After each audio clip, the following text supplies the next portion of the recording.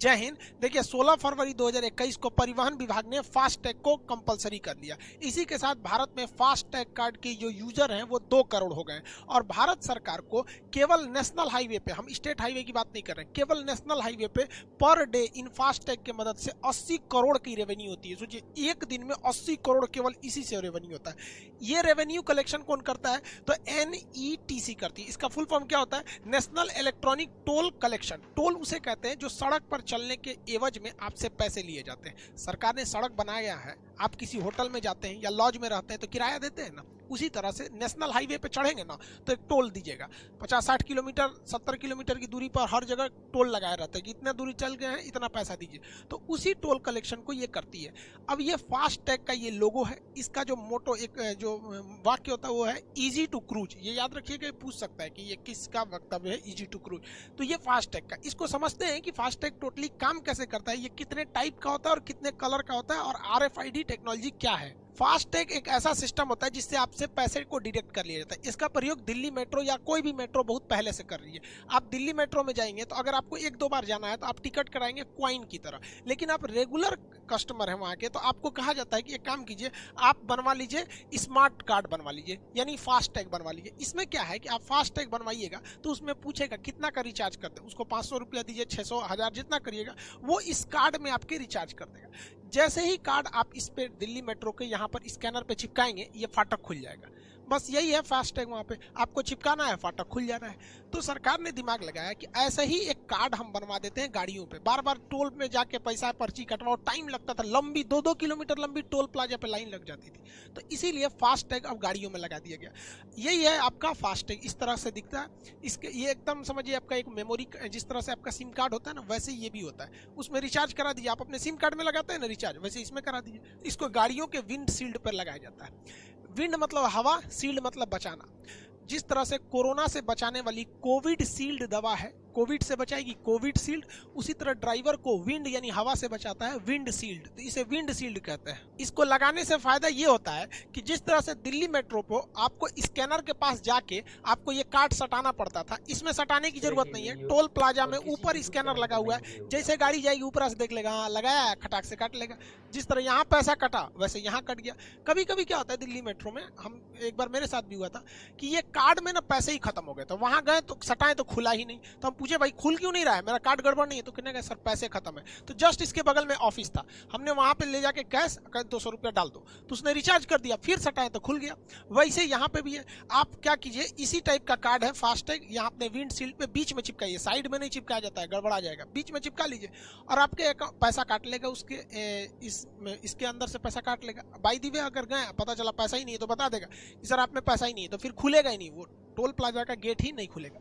इस फास्टैग में आप चाहते हैं तो 100 रुपया रख सकते हैं, मिनिमम 100 रुपया आपको रखना होता है। इसमें रिचार्ज 100 रुपया का होता है और मैक्सिमम 1 लाख का रिचार्ज करा सकते हैं। सरकार ने एक और सुविधा दिया कि आपको बार बार रिचार्ज नहीं कराना पड़े दिल्ली मेट्रो के कार्ड की तरह।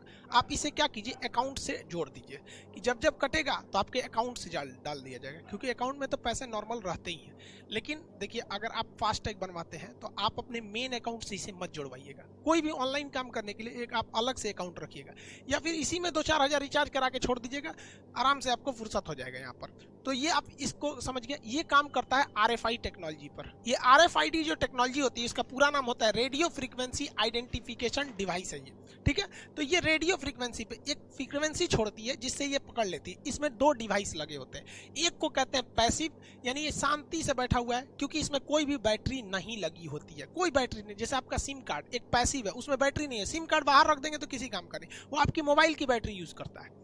तो ये पैसिव होता है, ये कहाँ लगा रहता है, फास्टैग में। इसमें ये पैसिव है, इसमें कोई भी बैटरी नहीं दी गई रहती है। दूसरा डिवाइस होता है जिसे कहते हैं एक्टिव, इसके अंदर बैटरी लगी होती है। ये कहाँ लगा होता है, तो टोल प्लाजा के ऊपर ये लगा होता है, स्कैनर में लगा होता है। तो स्कैनर जो होता है वो एक्टिव होता है, एक्टिव RFID उसे कहते हैं। और जो फास्टैग होता है उसे हम लोग कहते हैं पैसिव RFID के नाम से जानते हैं। जैसे ही आपकी गाड़ी टोल प्लाजा में घुसती है तो ब्रेकर लगा होता है, आपको कंप्लीट नहीं रुकना है, थोड़ा सा स्पीड धीमा करेंगे तो ऊपर से स्क्रीन स्कैन कर लेगा आपके किसको, ये जो ऊपर फास्टैग लगा है, और वहां से अकाउंट काट लेगा, उतना पैसा कट जाएगा, आपको मैसेज आ जाएगा। और अगर अकाउंट में पैसे नहीं हैं तो फिर वो गेट नहीं खुलेगी, आगे का जो बूम बैरियर होता है वो नहीं खुलेगा। तो वो बताएगा आपको कि सर आपके अकाउंट में पैसे नहीं है, तो फिर आपको मैनुअली देने पड़ेंगे वहाँ पर। जैसे ये ऊपर से देखिए यहाँ पर स्कैनर लगा हुआ है, ये गाड़ी जा रही है तो यहाँ से ये वेव छोड़ता है, रेडियो वेव, और ये स्कैन कर लेता है। पैसे जैसे डिटेक्ट हो जाते हैं ये आगे से बैरियर हट जाता है और चली जाती है। इससे टाइम का काफ़ी ज़्यादा बचत होता है। इसकी सबसे बड़ी खराबी क्या है कि एक गाड़ी से दूसरी गाड़ी के बीच में कम से कम 4 मीटर का गैप रहना चाहिए, वरना अगर 4 मीटर का गैप नहीं रहेगा, ये गाड़ी निकली उसी के जस्ट पीछे एक और गाड़ी निकल जाएगी तो ये स्कैन नहीं कर पाता है। तो मान के चलिए ये आगे वाली गाड़ी निकली और उसी से ये सटा के निकाल लिया ना, तो इसका तो पैसा कट जाएगा बट इसका ये पैसा नहीं काट पाएगा। तो घाटा किसको होगा? इसको तो कोई घाटा नहीं हुआ क्योंकि इसने अपना टैक्स दे के चला गया। और इसमें बैठे ड्राइवर को क्या पता कि मेरा टैक्स कटा कि नहीं, उसे लगेगा कि हाँ भाई मैसेज तो 2-4 मिनट बाद जेन्युइनली आता ही है, 2-4 मिनट लग जाते हैं, तो इसको लगेगा मेरा कटा होगा पैसा। जबकि देखिए सरकार को घाटा लग रहा है, इसका बच गया, इसका तो जेन्युइन कट गया, इसका घाटा नहीं लगा, ये तो अपना देके चला गया। तो डिस्टेंस जो है वो 4 मीटर रहना चाहिए। अब इसमें गवर्नमेंट को घाटा लग जाता है, तो गवर्नमेंट को ये जो बैरियर है ना, बूम बैरियर इसे कहते हैं, ये 2 लगाना चाहिए। एक आगे लगा दे और इससे एक 4 मीटर पीछे लगा दे।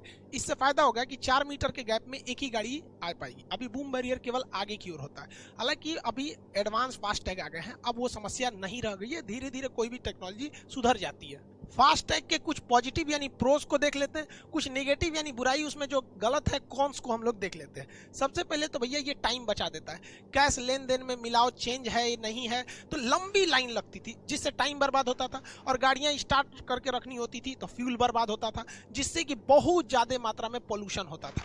पोल्यूशन होगा और फ्यूल तो जलेगा आपका, तो पैसे आपके जाएंगे, तो इससे ये सारी चीज़ें हो जाएंगी, पैसे आपके कम लगेंगे। आप आराम से ट्रैक कर सकते हैं क्योंकि जैसे कोई फास्टैग पार करता है तो मोबाइल पे मैसेज आ जाता है।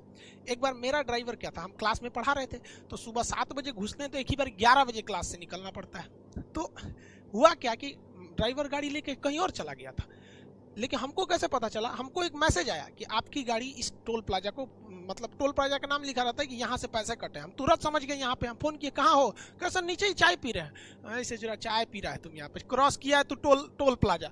तो मैसेज आके आप ट्रैक भी कर सकते हैं कि आपकी गाड़ी कहाँ है। हाँ वो बात अलग है कि अब तो इसका बाप जीपीएस आ गया, वो तो पल पल की रिपोर्ट दे सकता है, लेकिन जीपीएस नहीं है तो टोल प्लाजा क्रॉस करने पर इससे भी पता चल जाएगा।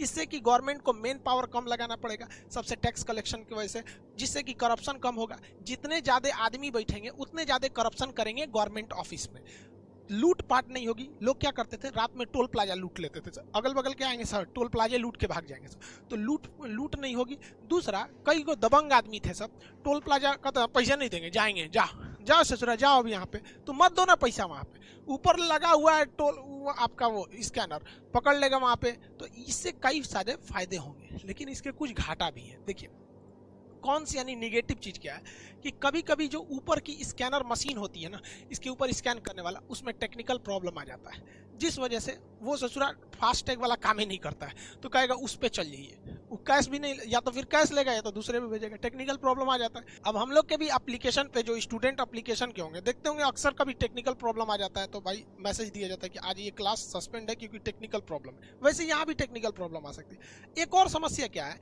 कि गाड़ी के अंदर जो फास्टैग को चिपकाते हैं उसे बाहर से नहीं चिपकाया जाता, अंदर से चिपकाया जाता। बाहर से चिपकाएंगे तो बारिश में भीग के चले जाएंगे, तो कभी कभी धूप में गाड़ी खड़ा करने से अंदर से ओवर हीट हो जाता है, और ओवर हीट होने से अंदर का जो फास्टैग की मेमोरी है वो काम नहीं करती, वो गड़बड़ हो जाती है। तो एक ये समस्या। डबल चार्ज अब की नियम लगा दिया गया है कि अगर आपकी गाड़ी फास्टैग लाइन में घुस गई और आपके गाड़ी पर फास्टैग नहीं लगा हुआ है, तो मान के चलिए यहाँ पर टोल यानी जो है वो 200 रुपये है, तो आपसे डबल चार्ज कटेगा 400 रुपये कि काहे घुसा रहे तुम बिना फास्टैग का, काहे घुसा, मतलब डबल पेनल्टी। क्यों? क्योंकि सरकार भी चाहती है कि भैया स्मूथली चले कोई भी चीज। दूसरा कि ऑनलाइन ट्रांजैक्शन हो, ऑनलाइन ट्रांजैक्शन से करप्शन नहीं होता है, सबको पता होता है इस गाड़ी से इतना आया, हिसाब किताब में कोई दिक्कत नहीं होता, 2 मिनट में ऑनलाइन हिसाब निकल जाता है, बैंक का स्टेटमेंट मोबाइल से तुरंत निकल जाता है, तो इससे ये फायदा हो जाता है। लेकिन एक सबसे बड़ी समस्या है लोकल लोगों को। लोकल लोग को क्या है, मान के चलिए एक टोल प्लाजा है, किसी का घर उधर है और दूसरा घर इधर या खेत वगैरह इधर है यहाँ पे, तो अगल यहीं से बार बार जाना है, जैसे वो शहर है यहाँ पे, तो भैया वो एक बार जाएगा तो टैक्स देगा, शाम को ड्यूटी करके आएगा तब देगा, जाएगा आएगा जाएगा, पागल हो जाएगा भैया जिसका टोल प्लाजा के पास घर है, तो आधा उधर आधा इधर इधर। आप भी अपने शहर में रहते होंगे तो गांव शहर में 1-2 किलोमीटर में हमेशा काम आता होगा। सोचिए अगर टोल प्लाजा पार करके जाना हो तो फिर हो गया वहाँ पे। तो ये एक निगेटिव पॉइंट है। हालांकि गवर्नमेंट ऐसे लोगों के लिए एक अलग से फास्ट टैग की व्यवस्था रखी है, उसी में जहाँ उसे रजिस्टर्ड कराना पड़ता है कि भैया हम लोकल बॉडीज हैं, तो उन्हें छूट मिल जाती है। दूसरी सबसे भयानक समस्या क्लोनिंग की हो जाती है। मेरा फास्ट टैग है, अभी ऐसी ऐसी टेक्नोलॉजी है कि मेरे फास्ट टैग का हूबहू एक नकली क्लोन बन जाएगा। अब वो तो मेरे अकाउंट से जुड़ा हुआ है या रिचार्ज हमने कराया उसमें, अब वो किसी ने अपने गाड़ी में लगा लिया, पता चला वो टोल प्लाजा पार करेगा, कटेगा पैसा खान सर के यहाँ से, तो इसकी रिपोर्टिंग करनी पड़ती है। हालांकि क्लोनिंग हो जाता है, बहुत सारी चीज़ों की क्लोनिंग हो जाती है, क्लोनिंग की समस्या। दूसरा भैया प्राइवेसी, ये प्राइवेसी भी एक खतरनाक चीज़ है।